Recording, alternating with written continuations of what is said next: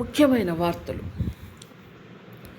న్యూయార్క్లో బేగరీ కంచా 4 ఏళ్లలో అభివృద్ధి చేస్తాం సీఎం రేవంత్ రెడ్డి. వెంకట్రెడ్డిపై వేటు పడింది. ఆయన లీలలు అన్నీ ఇన్ని కావు. పాలన ఎలా ఉండాలో చూపిస్తాం. వైకాపా ప్రభుత్వ విధ్వంసంపై నిప్పులు చెరిగిన సీఎం చంద్రబాబు. ఎస్సీల ఉపవర్గీకరణకు పచ్చజెండా. 6:1 ఆధిక్యంతో సుప్రీంకోర్టు చరిత్రాత్మక తీర్పు. నేడు జాబ్ క్యాలెండర్ విడుదల. శాసనసభలో ప్రకటించనున్న రేవంత్ రెడ్డి.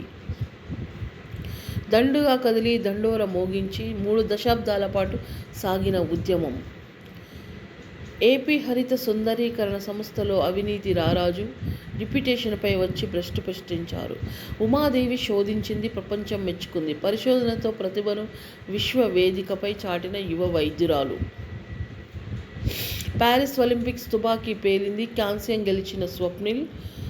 50 మీటర్ల రైఫిల్ 3 పొజిషన్స్లో భారత్కు తొలి పతకం. పిల్లల భవిష్యత్తు ఆర్థిక రక్షణకు ఎస్పీఎస్ వాత్సల్య. దీని గురించిన వివరాలు మీకోసం. సుప్రీం తీర్పు న్యాయాన్ని బతికించింది. దీన్ని ఒకరికి గెలుపు, మరొకరికి ఓటమిగా చూడొద్దు. ఏపీ ఎక్సైజ్ శాఖ ప్రక్షాళన. సమగ్ర నివేదిక ఇవ్వాలని సీఎం చంద్రబాబు ఆదేశం. ఇవి ఈనాటి ముఖ్యాంశాలు.